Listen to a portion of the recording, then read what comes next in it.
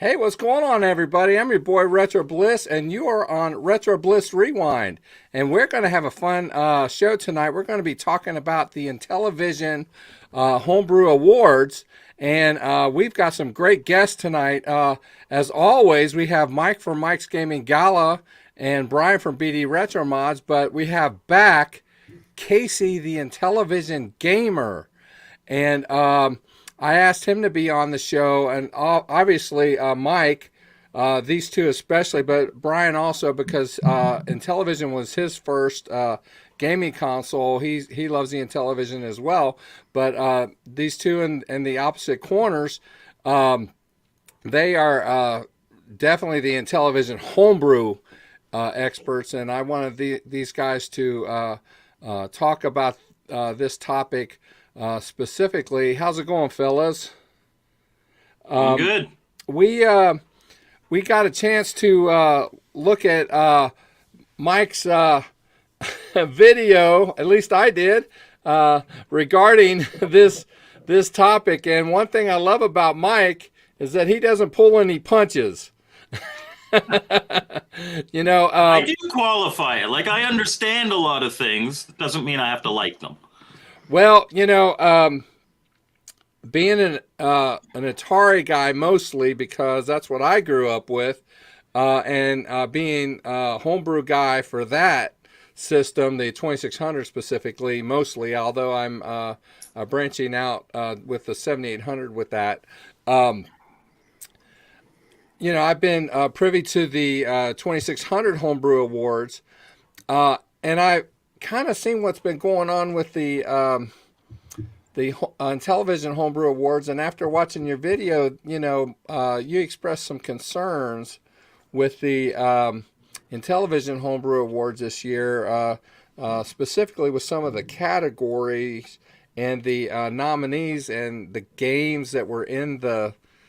Yeah, not necessarily that the games were bad. It's just it was a reflection of kind of.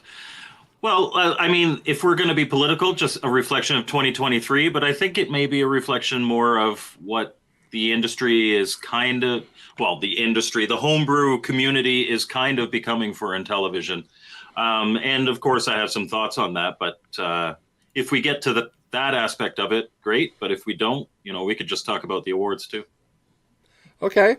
All right. Well, before the show, I went through and made my vote, and I didn't vote exactly the way you did, Mike. But how could you? But I voted based on my experience with I'm not an RPG kind of guy, so even though Dragon Quest looks great, if you are Dragon Quest, okay, listen. If we're just talking about best game of 2023, and I'm not putting that's not a game for 2023 into it.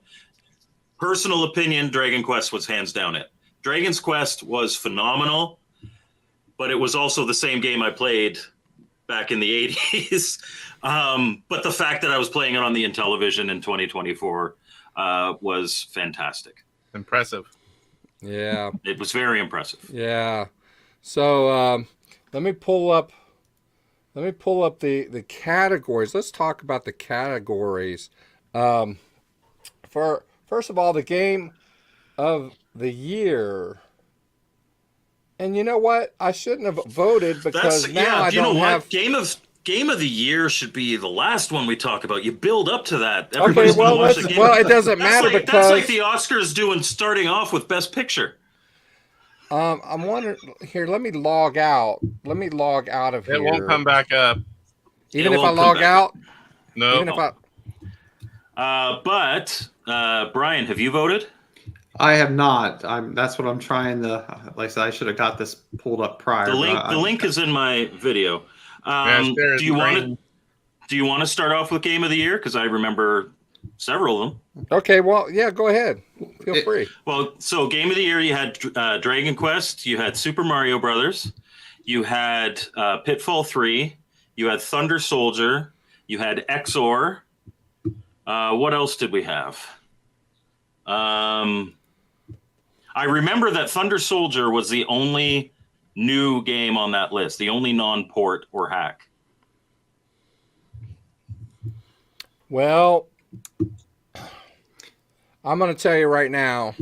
Okay, so Here we go. Full list. So here's the full list. So we're gonna start with the cream of the crop first. Okay, so 2023 Game of the Year. So best overall game released in either physical or digital format was Dragon Quest, Super Mario Brothers, Pitfall 3: Return to the Caverns, Caverns of Mars, Thunder Soldier, Yar's Revenge, Zor, I think I'm saying that right, XOR, X Rally, Stop the Express, and Tron Anthology. There you go. None of those are bad games. But like I said in my stream, in my personal opinion, and the way I personally felt I had to vote, only one of them was a 2023 game. And that was Thunder Soldier. That's what I voted for. But Go ahead. they are not. You're viewing. I view it a little bit different. They are the 2023 games that were made for the Intellivision, not 2023 games being new 2023 games. That's how I view it. True. And I guess, like, for me personally, I put a lot more weight into the originality of something. So making a copy of something, that's like the example I gave is if Nintendo released the original Super Mario Brothers on a Switch cartridge, and it was Super Mario Brothers, and they just ported it over, and they didn't add anything and didn't do anything. Is that eligible for Platformer of the Year 2024? No, but I still view it a little bit different. Because all of these games are made on the Intellivision in that year. That's what they're judging, not that it's a new game. Just yes, but except the category is Game of the Year. Yeah. It's the game that we're talking about. And if all of your gameplay and all of your graphics and all of your audio come from something done almost 40 years ago now, is that Game of the Year material? It doesn't make it a bad game. And like I said, Super Mario Brothers and Dragon Quest, especially Dragon Quest, everybody who's got an Intellivision should hop on and onto Intellivision Collector now and buy a copy of Dragon Quest. It is free and available. Yep. Just go there and do it. It is phenomenal port. It's got some great music to it, by the way. But for me, well, yeah, and Dragon Quest has an awesome score. But for me, that's not Game of the Year material because none of the creative aspects of that game are new. Right. That's my thought. And again, I don't want to devalue the effort and the time and everything that went into that. I am by no means against ports. I just think a value should, like, when you've got a category like Game of the Year and only one of the games in it is an original game, that's not a reflection even on the nominees. I have so much respect for the nominating committee. I mean, these guys, they had to play Mr. Turtle. All right. They had to they had to select this all down and present what they viewed. And honestly, the homebrew community didn't give them much to pick from for categories like Best Original Game or Game of the Year. If we're going by what I feel makes those categories pop. I do get what Casey's saying, though, because, again, when you go through all the different categories, I think maybe, and again, I'm not saying it's right or wrong. I mean, it's just maybe the issue is just having a category called Game of the Year. Because the thing is when you look through, you already have a category for Best Port or Conversion. You already have a category for Best Original Game. Best Original Game. So at the end of the day, maybe the issue is just having a quote-unquote final Game of the Year. You know what I mean? I don't know, but again, not saying it's right or wrong, but I do see both points. I see both points as well, but the way I view it is all the games that were made, which one looks great, which one's fun to play, package great, everything rolled into one. Which one is the best game, not the best new game, because that we have best original game, and I don't think that's meant to be the big category. I mean, it kind of is, but I just view it that way. What is the best game that came out that year, and overall, not just new game? And that's how I voted. That's how, I mean, I have them all, but but you just said it. What's the best game to come out that year? Not just new games. Well, then it didn't come out that year. It was made on television during that year. So best original game, that is something that I hold, a high level for, because that's all just the new games, original stuff.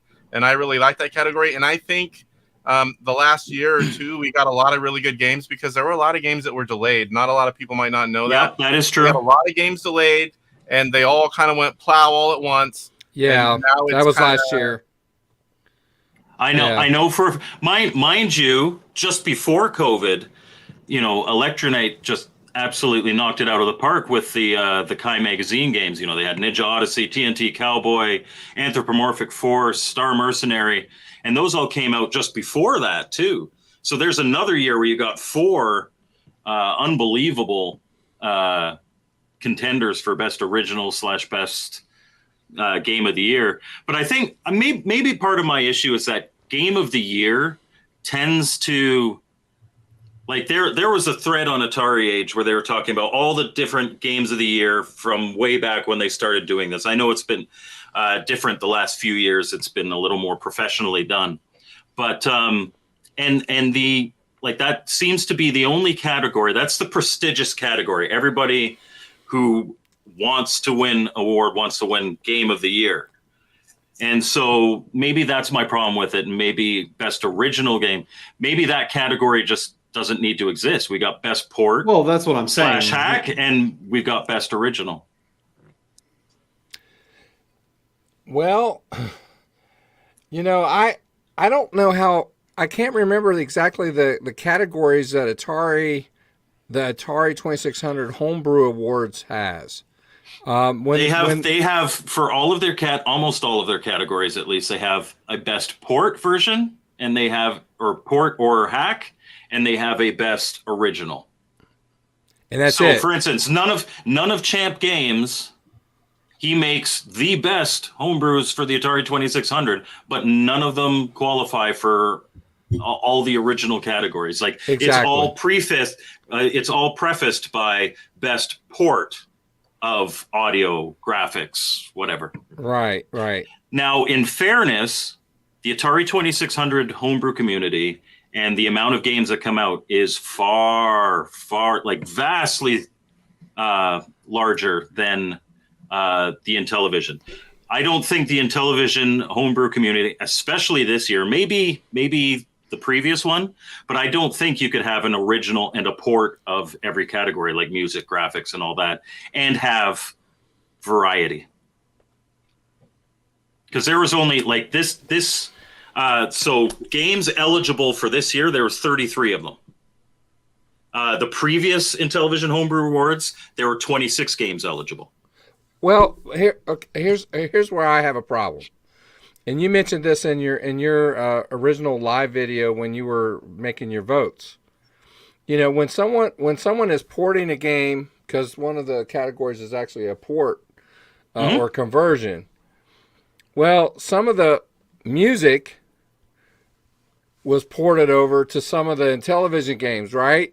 So the tunes or whatever. Actually, my Intellivania game review, or my game footage video, was copyright claimed because it was so close to the original NES music, which is a testament to the programming involved to get that to sound like that. Which is fine, but it is still an exact copy of that music, note for note. So how fair is that to the other people? A guy like Aiden Toledo, who makes new music for Intellivision games. Great music. Yeah, for sure. And his music is so good. He sells CDs of them. Yeah, actually, Casey, I'm sure, has some of them. So Yeah, there you go. Yeah. He has everything. And he makes absolutely wonderful music. So, but how is he going to compete against what's his Nobuo Umetsu or something like that? The guy who did all the Final Fantasy music, for instance, or how is he going to compete against the iconic music in Super Mario Brothers? right, that they had teams of people working on those scores. Well, back in the day, no, it was kind of just one guy with a synthesizer. Well, not necessarily. Back in the NES days, it was a dude with a synthesizer. Well, yeah, but usually they had one dedicated person with a synthesizer on a corporate team. That's what I'm saying. Okay, yeah, he was getting paid. He was getting paid. It wasn't one guy doing the programming saying, okay, I'm writing the code for the programming and I'm going to do the music and I'm doing everything else. You know what I mean? Yep. So I guess with that, full disclosure, I have not played all these games. So, I feel like it's kind of hard to say, without fully testing them all myself. I don't feel that my quote unquote answer here is the best, but obviously when I look at it, the three, at least from what I saw watching stuff, I was very impressed with and again, I'm a big Dragon Quest fan, so I was very impressed to see that they pulled that off on an Intellivision. Yeah. The Super Mario Brothers port, again, that was very well done. And, even Thunder Soldier for being kind of I don't want to say Contra clone, but kind of like a Contra game. I thought, gameplay. Yeah, a Contra gameplay type game, again, on an Intellivision, I thought was, pretty impressive. Because again, you didn't really have that type of stuff. I'm going to interrupt you for just a brief moment and get right back to you. Mr. Poe style, as YouTube content creators, if we can't blow out of proportion a small little community thing, what are we doing? I told him it pretty much is something fun to do. Shut your mouth, man. It brings recognition and awareness to the games. Yeah. Mm-hmm. And you know what? It's a feel-good thing. And I do know some people that they will look back and they'll be like, oh, game of the year. I never even thought of picking that up. It's that good? Okay, maybe. And so they might see a little boost in sales. But it is, at the end of the day, it's a small little community thing, and it's fun. And it gives us a good reason for a podcast. It does. It does. I've got 150 some odd views of people just watching me vote. That's great. So I guess just to kind of make sure we hit all the topics here before the hour's over is just it looks like I have all of it up. Okay, because I was gonna say the next one looks to be the best artwork, packaging, and extras, which looks like was best physical. Yeah, so an interesting one. Yeah, because of some drama that popped up. Right. Because again, it refers to all visual content, quality, and design elements. Oh, sorry, Greg. I thought you were talking about packaging. Oh, nope. Well, it is best artwork, packaging, and extras is the category. Okay, so that is okay. Yeah. Yeah. But what makes this one interesting? What makes this one interesting is that hands down the best packaging. Is a game that not a lot of people talk about. Yeah. To be honest, in my personal opinion, yeah. I have my issues with Inti Home. I'm not going to get into them. I'm not about slamming things down, but I am about being honest. Yeah, you are. Don't even lie. No, I'm not. I honestly am not here to tear anybody down. I am not here to tear anybody down. I am here to call things out as they are, but it is never my goal to actually attack. So I'm not going to go into all my disagreements with Inti Home. What I am going to say is that their packaging for Ghostbusters Limited Edition was phenomenal. They made a cartridge with a 3D printed no ghost symbol on it, had a little blue LED. When you plugged it in your system and turned it on, it would light up. Big box, cardboard overlays. I don't like cardboard overlays, cardstock. But their packaging was unrivaled. So that's the black version. That was the first limited edition, and then they sold them all, and they're like, oh, we'll make another limited edition. They made it white. And that's the no ghost cartridge. Like that's pretty. Oh, that's pretty. There's no question out of awesome. the category because, like I said, it was Ghostbusters Deluxe, Dragon Quest, Yep. Lock and Chase 8K, Tron Anthology, and Amigo Cornhole. Yep. That. Yeah. I mean, there's no question from what I've seen that the Ghostbusters Deluxe is definitely the.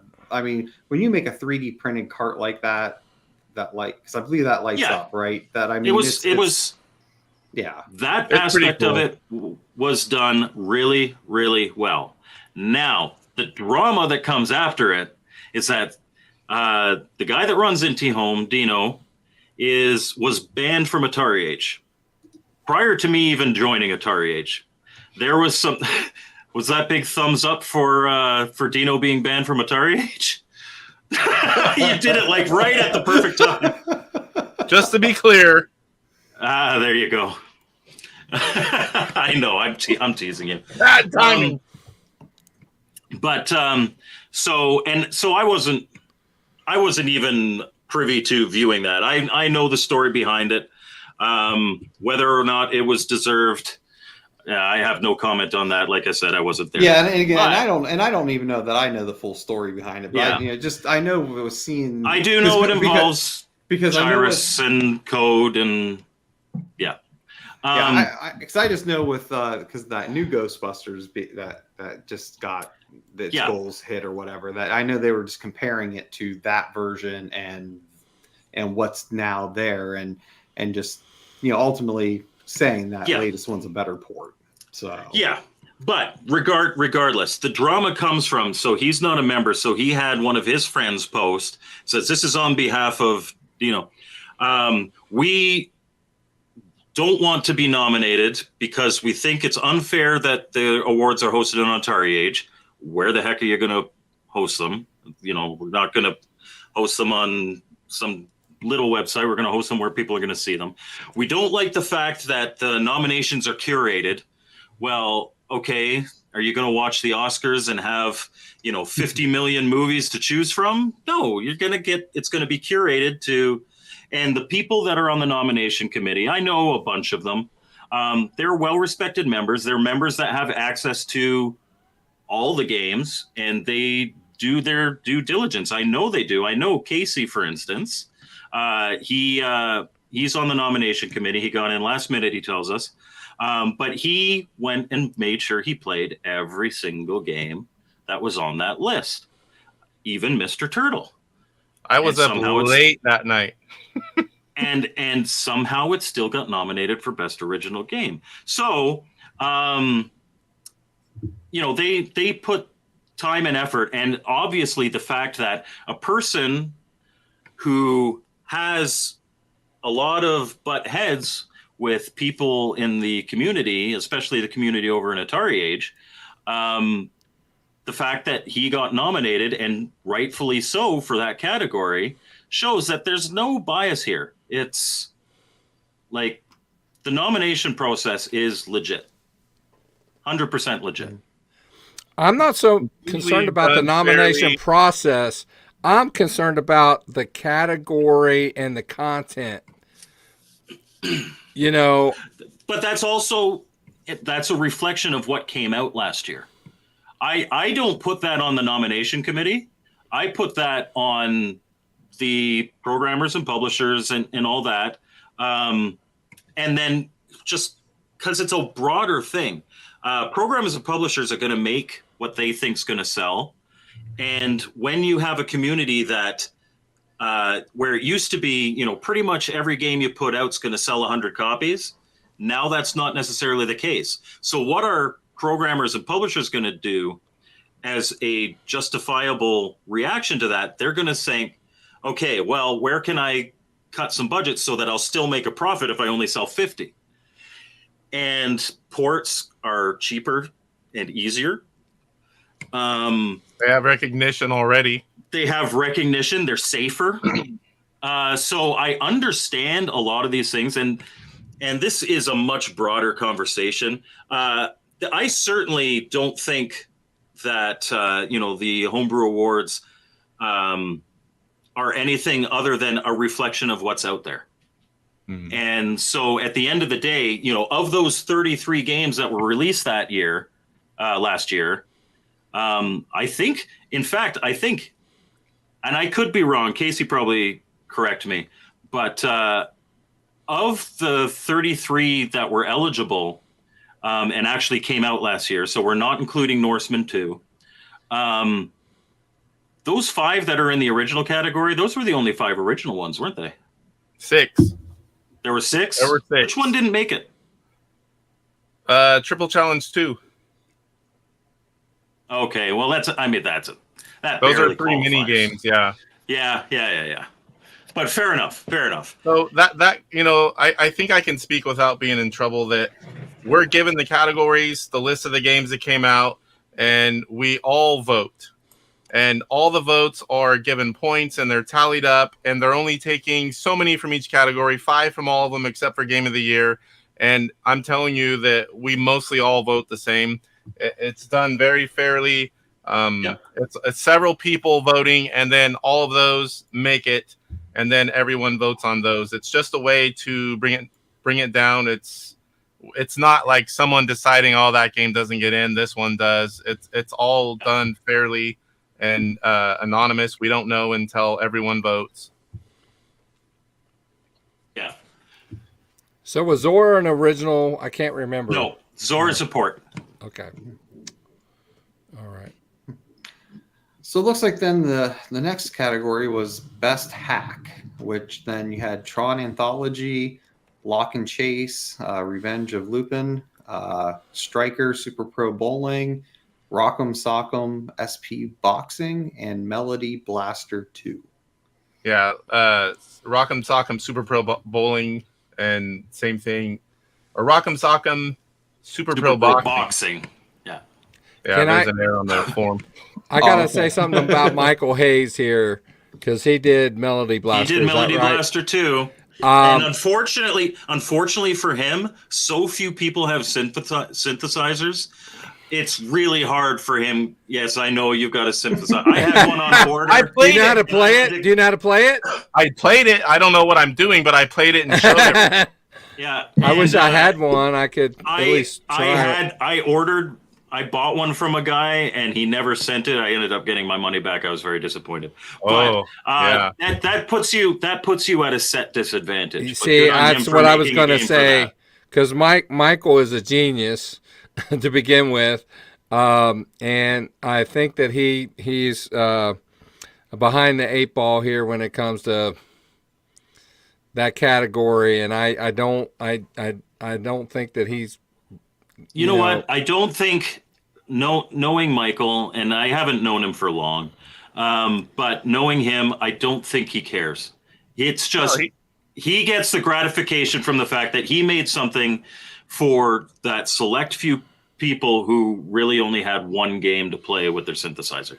Yeah, and everyone likes people to play their games, and he's doing stuff that no one else is doing. He likes that as well. I think it's phenomenal that he did it. Everybody that has a synthesizer and knows about that got it. Absolutely. And every other game in the category is David Hartley, and he does great work with improving games as well. Yeah. Well, I think it's admirable that he even did the project. So hats off to him for doing that. But having said that, let's move on. Okay. Yeah, and again, like I said, I don't feel like it's fair because I haven't played them all, but I mean, just from what I have seen and stuff, I mean, I think just with that one, I like the concept of the Tron Anthology. Just and you get 4 games because of the fact that you're getting I mean that, and you get the little art cards in it, and you get overlays for all of them. And like I said in my live stream, like it might be. I can't basic B of me, but Tron Deadly Disc is one of my favorite original Intellivision games, and just I love Tron. I'm a big Tron fan. So to put that all together, that was pretty easy vote for me. Well, I've never been good at the Intellivision version of Lock and Chase. I don't know what it is about that. I like I'm Pac-Man not either, style man. maze games, but for some reason I've never been really good at the Intellivision version of Lock and Chase. I don't know what it is. I just cannot. I'm not either. I didn't have as a kid. I can play it a little bit, but if you get someone like Big Doomer in here, this guy can play like nobody's business. Yeah, somebody can do it. It's just not me. But I mean, it looks good. But when I've not played the anthology, but it sounds good. It so sounds good. And there's some little improvements in there as well. Yeah, I mean, after I hadn't played it, but when I saw the gameplay and I heard it, that's what I ended up voting for. That's what I voted for. So fun fact, if you guys don't know, Big Doomer is the world record holder for that game. What? He's on our program right now. He is. He's been chatting. Yep. Uh-oh. So he probably have a little something to say about what we just said, huh? All of us schmucks with channels. He's the one actually beating video games. He's yeah. We're just a squirrel in his world. I have an awesome intro idea for Lock and Chase and Lock and Chase Revenge of Lupin, but I need somebody to do better gameplay footage than I can manage yet. So Big Doomer, you could record my gameplay footage for me and I'll make my review. Big Doomer says he's still unhappy that Papa Pete gave it a C on the tier list. The rating. Of the original? I guess. I'm not sure where I'd put it. But yeah, then it looks like for the next category is the best action game, which was Super Mario Brothers, Pitfall 3, Thunder Soldier, Caverns of Mars, and X Rally. I'll just quickly respond to Mr. Baseman. The Tron arcade is arguably my favorite arcade cabinet of all time. With all the 5 mini games or whatever, and that cool joystick and the sound effects and how it looks and everything, I love it.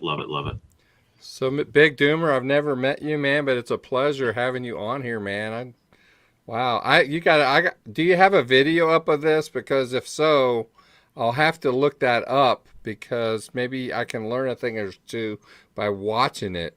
Because for the life of me, I cannot play that game. I just can't do it. Do you know who he is? You met him. Oh yes, yeah. I met him in Portland. Yeah. Yes. But Mr. Baseman, Disc of Tron as well. I do like Discs of Tron, but I'm talking about my favorite arcade cabinet of all time is probably that original Tron cabinet.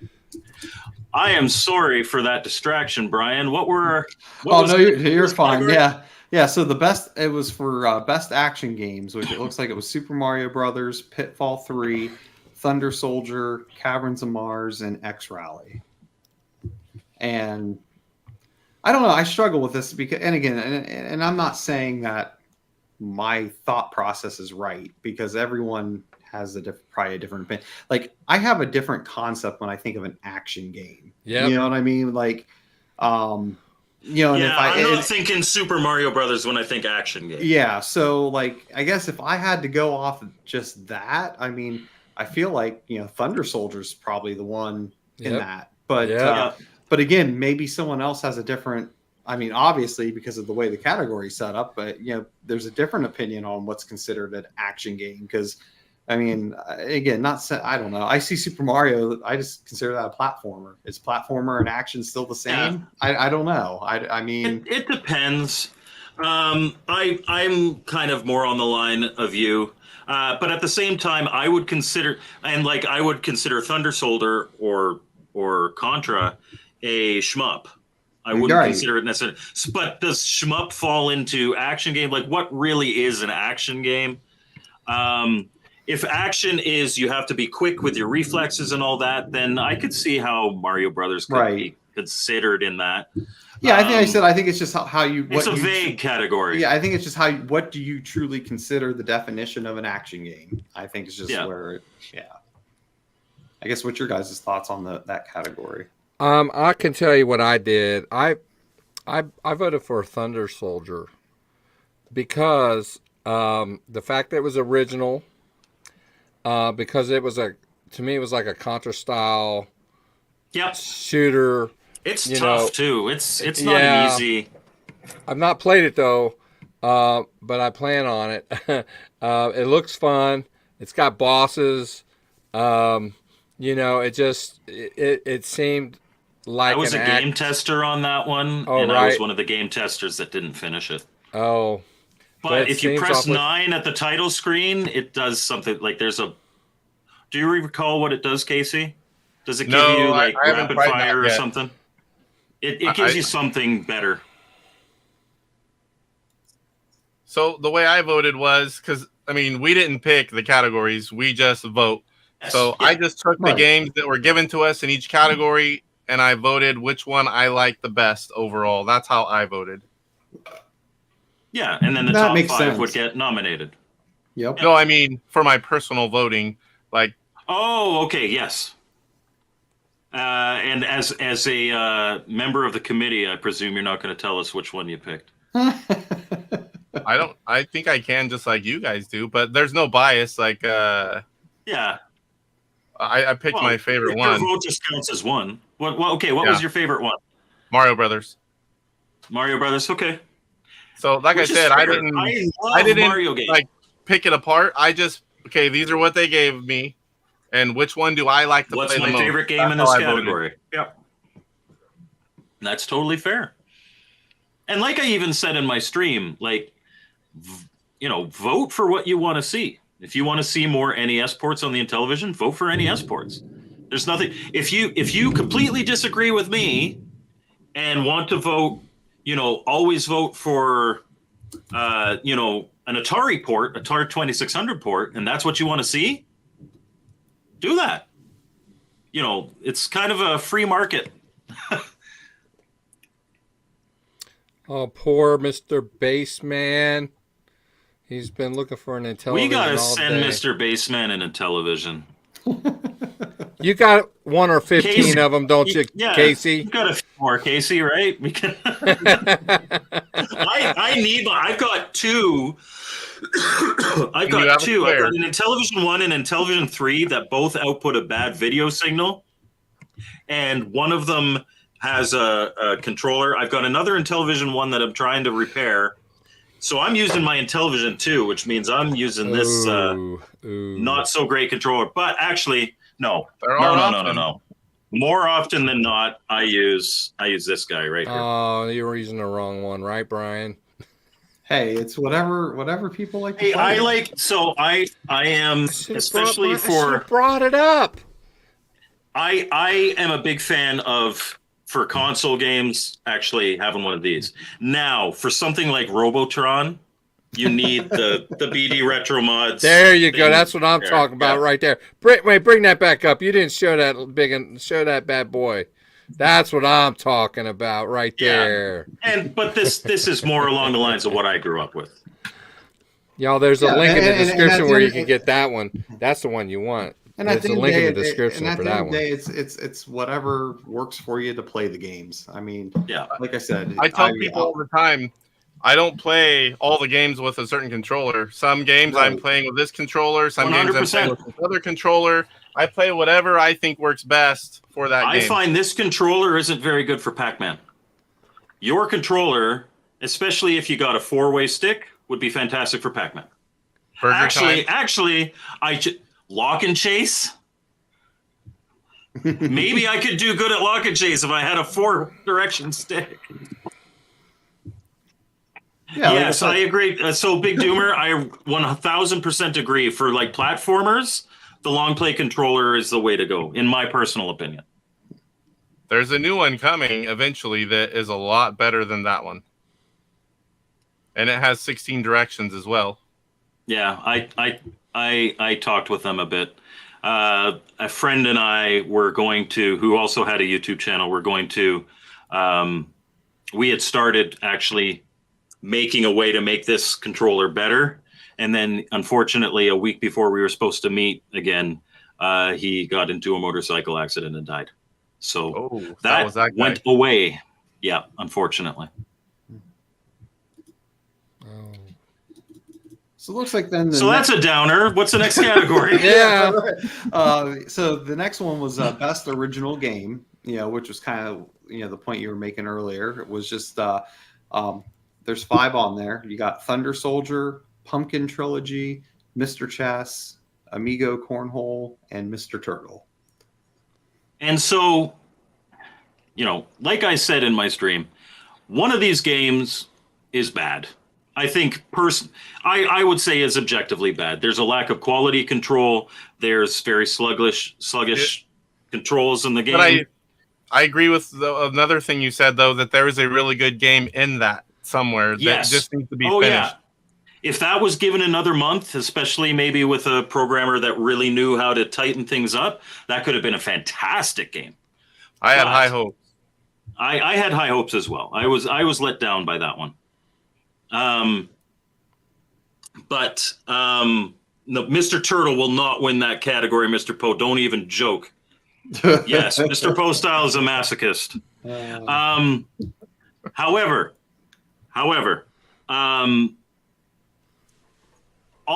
aside from Mr. Turtle, all of those games in that category are great games.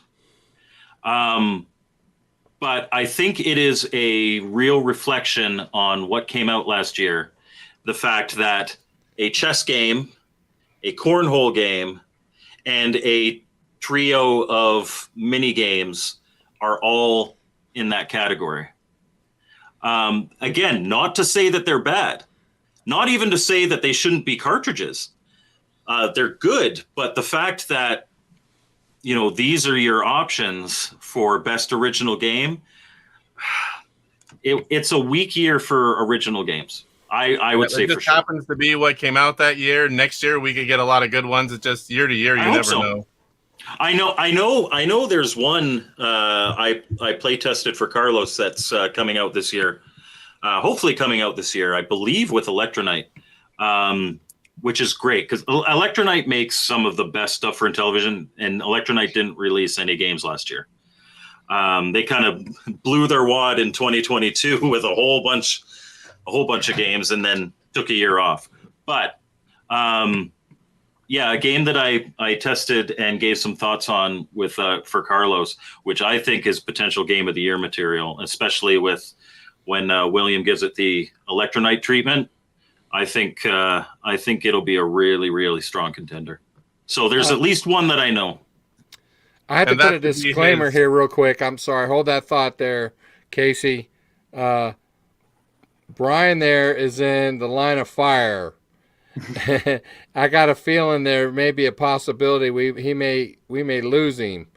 There's some major storms here in the Heartland going on, and he may lose power. I don't know. So if he drops out, that may be why. So just in Fair case. enough. All right, go ahead, Casey. I lost my thought now. I forgot what I was saying. So you weren't even on the train.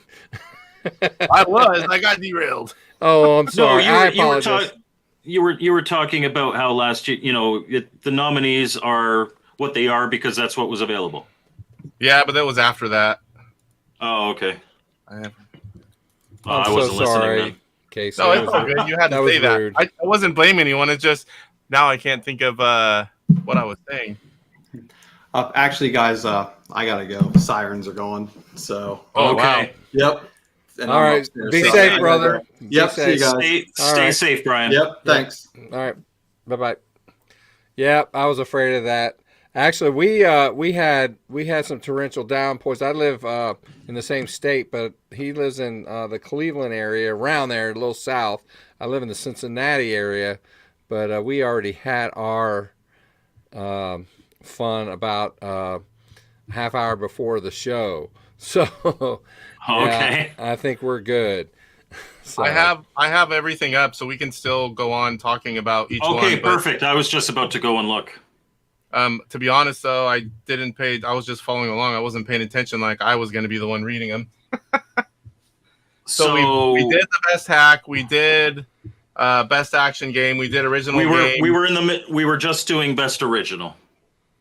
Okay, best original. Yeah, we did. We went through all of those. And I think we were talking. Yep. I was talking about one of the games on that one. Oh, I think all I was going to say was Triple Challenge didn't make the voting list. It's 3 mini games, but there is one game, and I cannot think of the name of the game at the moment. But there's one on there that I really do like to play. It's one where you're swinging around. I know you really like to play with this, but it looks like I've got my back turned on Casey and just about to kiss you on the cheek. Oh, that's not acceptable. As long as it I'm wasn't surprised me, you didn't ask me to leave it that way. Was there anything else we wanted to talk about that one, or go to the next one?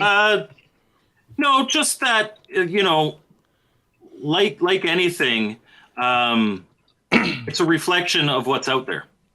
So yeah, like each year, anybody complaining about, oh, these are the games that got nominated. It's not on the nomination committee. It's what was available. And again, not to say that any of those, except for Mr. Turtle, are bad games. I honestly would really like to see a game like Mr. Turtle, but really polished and done right, because I think we need more games like that. An original game, good graphics, think it's a great idea. Plays well, that style of game. I that's why I had high hopes, and I just had a hard time playing it, and I thought, well, maybe it's me. I just need to play it more. But nope. I had that same kind of feeling. I was like, really? This water level's really tough. I'll play the next one. And I was like, oh, Mr. Turtle's a game you don't want to play, Mr. Baseman. Enough Who's said, Mr. right? Baseman? Is he the one on one of the other shows? He's a frequent. He's a regular on the Bliss channel. Yeah. Okay. And he's an amazing bass player too. That's why he's called Mr. Bassman. He should be called a businessman. You know why? Because he take care of business. Anyway, go ahead. I think best graphics is the next category. Yep, we have Dragon's Quest, Super Mario Brothers, Pitfall 3 Return to the Caverns, Thunder Soldier, and Stop the Express were the 5 that made the final cut for voting. You know, before we go on, Brian from Brian's Man Cave brings something to the attention. Rags to Riches, Boing, and Traffic Jam. Are those original games? And if so... No. So Traffic Jam would be considered an original game based on Mr. Chess being an original game, based on Cornhole being an original game, because it is a video realization of a board game, like a solitaire board game. Boing and Rags to Riches are ports. He's bringing those up because he programmed them. They're his games. Rags to Riches, I did give a little more time to. In fairness, it's not bad. I still need to figure out a bit more. Boing, I'm not sure I picked up Boing. I may be wrong, but I may or may not have Boing. But Traffic Jam I did do a review on, and I actually got Brian to co-star with me in the intro. So Traffic Jam, you know what? So 7, Traffic Jam I would consider an original game. If we're considering chess an original game, then I would consider Traffic Jam an original. What's going on, Michael? Just wondering, because we were concerned about these original games not being in the... They are all there. Oh, there you go. If you bring up Big Doomer's latest post, that'll show you everything that wasn't nominated at all this year. I had it up, but we'll put it back up. No. His most recent one. That is Big Doomer. If anyone is wondering, the list of eligible games that didn't get any nominations: Boing, Rags to Riches, Space Panic, Return of the Jedi, Super Pro Gammon, Traffic Jam, Triple Challenge 2. It's his post after that. Every game that came out during the year it wasn't showing over here. There Okay, I got it. Every game that came out was in there, and every game has points, but they only took. Yeah, but they didn't make the nomination. Yes. Yeah. But everything was recognized. Everything had points. Nothing had just 0. And I would say that there's only one game there that sucks. We won't go into it, but everybody knows what it is. Speaking of Michael Hayes, what's up, Michael? Michael Hayes, the man, the myth, the legend. Yeah. So best graphics. Best graphics: Dragon Quest, Super Mario Brothers, Pitfall 3, Thunder Soldier, and Stop the Express. I think we just read that. Yeah. So what I had kind of brought up here, and I know I'm not everybody agrees with me, but is it fair to put sprites that are ported over against something that came from somebody's mind just now? So like Super Mario Brothers or Dragon Quest, is it fair to pit that against Thunder Soldier, for instance? Now, I think Pitfall 3 is the same thing. Yeah, and Pitfall 3. So my personal view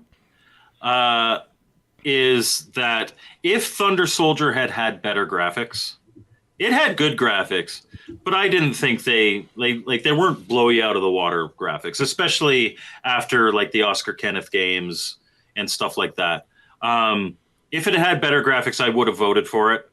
But I went with Dragon Quest because that, even though those sprites were made almost 40 years ago, just visually, the fact that they were able to put all of that on the Intellivision, and it all looked like, you look at it and you're like, yeah, that is Dragon Warrior.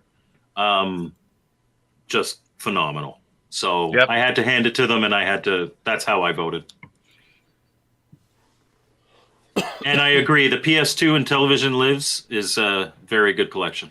For those of you who don't know, Games Addict, he is in the Retro Bliss Gaming Facebook group that I'm in, and he posts a lot of his gaming content. He's a content creator as well. He does a lot of live gameplay over there, so you should check him out as well, just for information's sake. So what's going on? All right. So did we do best sound and music? Well, did you guys want to talk about graphics? I don't have to be the only one. Well, I looked at that, and honestly, I can't remember who were the nominees again? Dragon Quest, Super Mario Brothers, Pitfall 3, Thunder Soldier, and Stop the Express. You're not going to agree with me, Mike, but I picked Stop the Express. Okay. Because it's a good port. It's not my favorite game, but it certainly looks and plays well. I didn't, not because of how it played. Because Mario was Mario, and that the graphics were ported. Pitfall, the graphics were ported. I didn't think that they. It Stopped the Express. The graphics were ported. Were they? It's an MSX game. It was an MSX game. See, I did not know that, so I voted wrong. Which is fair. And you know what? One thing I will say about ports, when they're ports of games that like nobody's played, like last year, The Show Must Go On. One of my favorite games from last year. Just really, really good. It's a port. It's a lot different though. Port. Yeah, they've done a lot of stuff to it, but technically, it's a port. And like just the fact that almost nobody has played the original, it might as well be an original game. And I would say that Stop the Express probably falls in that category. So the very fact that you had no idea and you're like, oh, this looks original to me, is perfectly fine and is a perfect justification for a port. It was the only game that I had never I didn't really recognize. And Brian's Man Cave is absolutely right. Nobody heard of Rags to Riches before he ported it, myself included. I had never heard of it. So 1,000%. I thought it was an original game. I never heard of it. So that is the perfect, taking a game, like I said, that especially people in the West have never played. There are plenty of computer games for European like computers that people over here have never even heard of. You port those, you might as well be making a new game. So I get that. Okay. And then the last category is best sound of music. And There's that no was question in this one, but go ahead. Super Mario Brothers, Dragon Quest, Pitfall 3, Return to the Caverns, Caverns of Mars, and Pumpkin Trilogy. So if I'm voting just in the way that like Big Doomer and Casey say is just pick your favorite, Dragon Quest, hands down. Hands down. Awesome soundtrack, nostalgic soundtrack, because when it came out, I was like 6 years old. But I had to go with Pumpkin Trilogy because that's new music. That was my personal take on it. Yeah, well, I'm wondering if I know you disagree.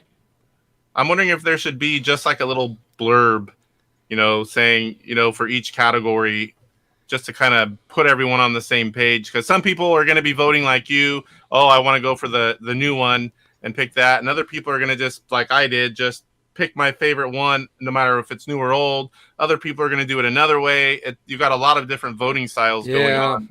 And all are valid. That's the problem. All are valid. The criteria was original or ported, right? Yeah, kind of bring everyone on the same page that this is what we're doing with this category. But then is it fair to compare? It didn't say it was fair, and especially for like game of the year. Is it fair to compare Oscar Toledo Gutierrez to Shigeru Miyamoto? It may not be. It may not be fair. I know. It may not be fair. But when I heard the music for Dragon Quest, yeah, phenomenal, phenomenal. I check. That's what I voted for. Yeah, I don't blame you one bit. And even Mr. Cold ports shouldn't be and whatever. Dragon Quest got my vote for best graphics. And honestly, the only reason I voted for Thunder Soldier for Game of the Year was because of that kind of moral conviction. Otherwise, it'd be Dragon Quest. And honestly, if Dragon Quest wins Game of the Year, which I think it might, I don't have that big of a problem with it because it was arguably my favorite game that was published last year. I think if I played RPGs, I probably would have voted that as Game of the Year, but since I'm not, that's the only reason I didn't go that route. In 2 weeks, when I get back from Midwest Gaming Classic, I am going to do that video on Michael Hayes hacking the password. So you can get Dragon Warrior and you can give yourself extra gold if you're in a tight bind, or you can give yourself an item that you can't get to, or you can change your name mid-game. He did a whole thing on it, and I'm gonna make a video on that. I'm like you. I don't really play the RPGs. I enjoy them, but I just don't have the time to dedicate to them. I've got all these games, and a lot of them I haven't played, so I can't be spending that long on one game. I'll play it for a little bit, check it out, and then that's it. I move on. So password hacking's perfect for you. You can just make yourself powerful, go play a couple dungeons, and be good. I'm the same way. I need, and that's why games that I'm not good at, they take much longer to do reviews and they get pushed back because I need the time to get good at them. Yes. I think I've only played one Zelda game. That's the original on NES.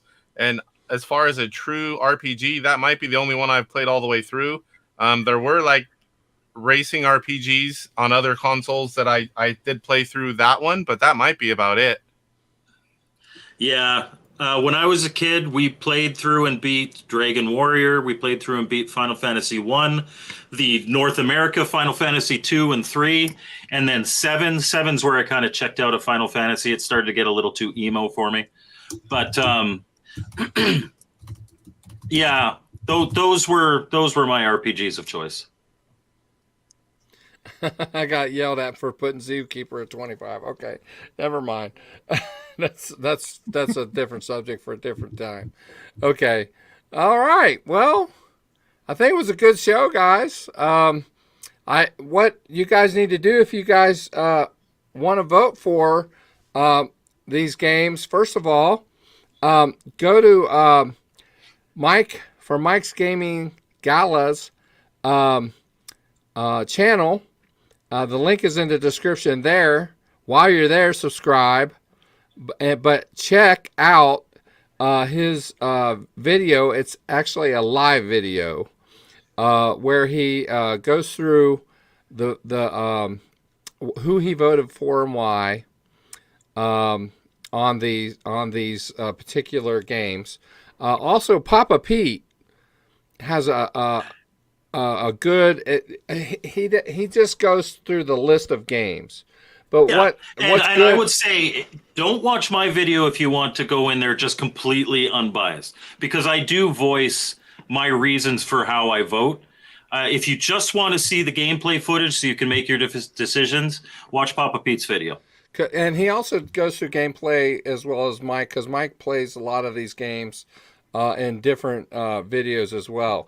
But one thing I do like, there in Papa Pete's video about the Homebrew Awards is that he shows the box art for a lot of the games just there. If you're just looking for the initial box art, but if you want more detail, you might want to, if you know the games, if you go into the atariage link that's in the description to vote, which you can go to and vote as well. If you get the list of games, go to Mike's website and see if those games, if there are reviews for those particular games. Mike not only talks about the games, but he shows the box art and the inside of the box and the overlays and the whole nine, the cartridge and everything, so you can get a more detailed look, so you can see for yourself. And also, Casey, the Intellivision gamer, the link for his channel's in the description. Check his channel out and subscribe there as well.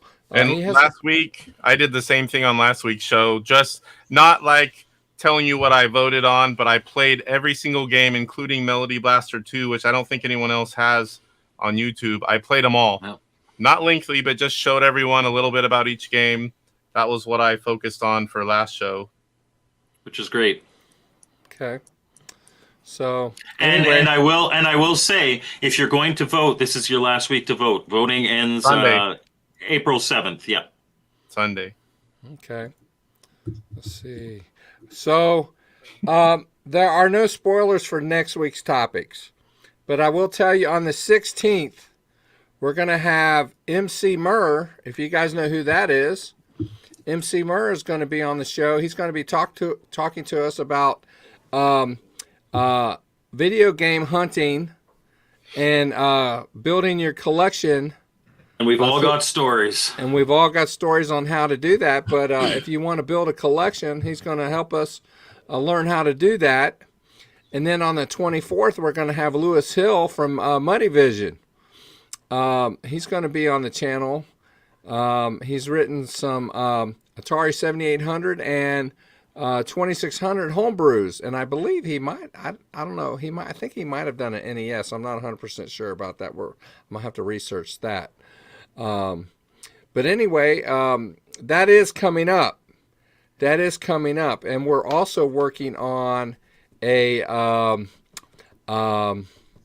special reunion episode. Yeah, a special reunion episode for YouTuber of the Month from last year. If you guys know anything about YouTuber of the Month from last year, between Mike from Mike's Gaming Gala, Dr. Scott from Game Closet, Mr. Post Style, Ballistic Coffee Boy, and who's Mr. Post Style, and Mr. Post Style.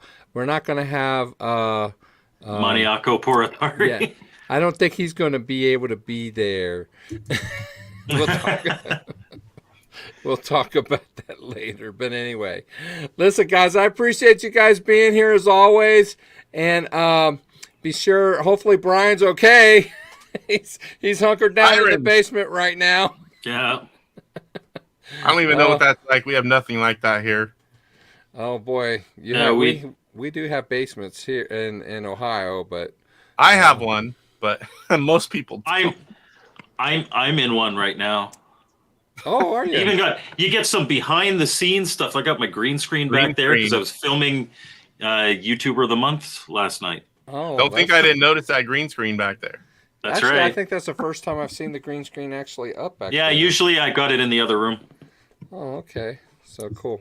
Hey, listen, another thing too, guys, for those of you who are regular viewers of the channel, my live stream may be spotty this week. I'm not exactly sure how much I'm going to be able to stream.